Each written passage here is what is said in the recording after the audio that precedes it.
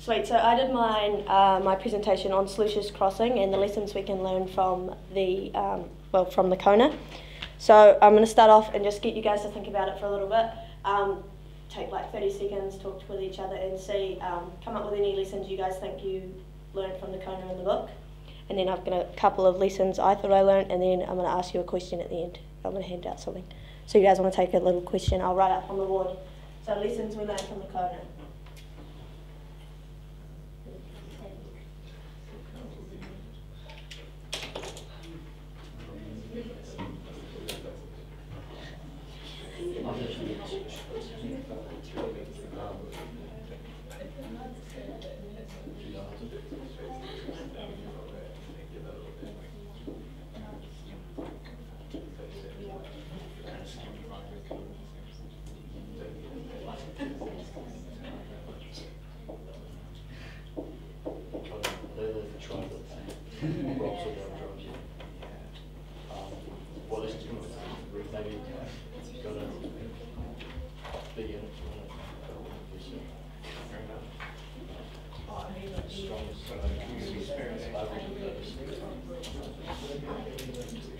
Alright, does anybody got any ideas? Tom, do you? What were you saying? He was kind of saying that survival of the fittest, every man for himself. Yeah. Anybody else? Yeah, Tristan? Well, I mean, in connection with the other parts of the novel, you could say that being civilized isn't necessarily being humane. That's what to do with the Kona. So, you know, yeah. They're not civilized, but they're also not humane, but yeah. Yeah, Jackie? The dissolution of society, like in order to survive. So, all the things that we think makes society, and things like honour and trust. Yeah. Not brutality, when it falls to pieces, so but sometimes it has to fall to pieces in order for people to survive. Yeah. Alright, so I came up with a couple. So I thought of the effectiveness of hierarchy and teamwork and how this leads to an effective end result. So in the book we see how the Kona, we don't hear a lot about the hierarchy, but we do know there's a Kona chief, and so that there must be some sort of submission from the other Kona when they're on their horse and stuff. So at the end we see this when they take over the valley at the end of the story. There's a lot of Kona on the horses, and obviously they had to work together as a team. There must have been some sort of leadership or something to, put this plan into action, and they were effectively able to take over the valley. Also, we see this with Zachary at the start of the book when when they're like camping in the little valley and hit the Kona. They come up in a group, so we know there's a group, so there must be teamwork there, and they kidnap Adam and kill his father. So we see that there. So efficiency of hierarchies and how this led to an effectively functioning group and the accomplishment of an effective end result. We can also learn from the Kona how savagery and slavery leads to fear from the others. That the valleymen and all that, they always were in fear of the Kona. They wouldn't go up the hill. They'd try to dodge the Kona as much as possible because they lived in fear of them. So yeah, we can see how the savage are feared. So the question I've got for you guys today is, if they can exist in some form of hierarchy, does this actually mean they're still savage? Are the Kona savage, or the fact that they conform to hierarchy change this? So I've got a quick quote from the book.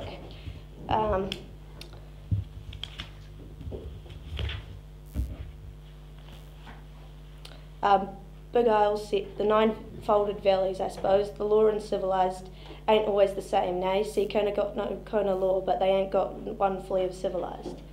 So I've got a quick sheet. You guys can just have a read, and it's got some ideas, and I just want you guys to talk about it and see if you agree with what I'm saying or what your ideas are on it. So.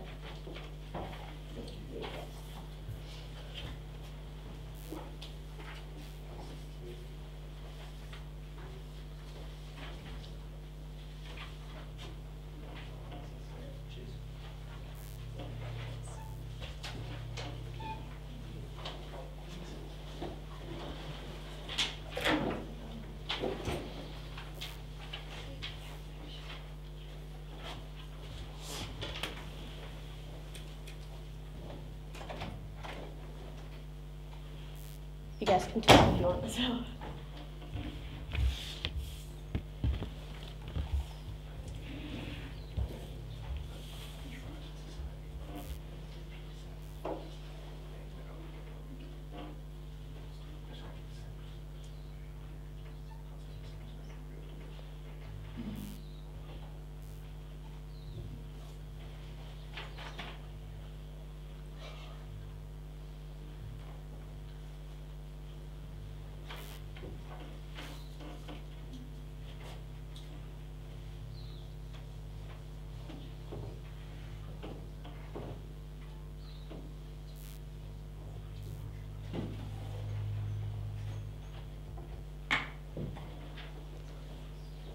Right, so I'll give you 20 more seconds.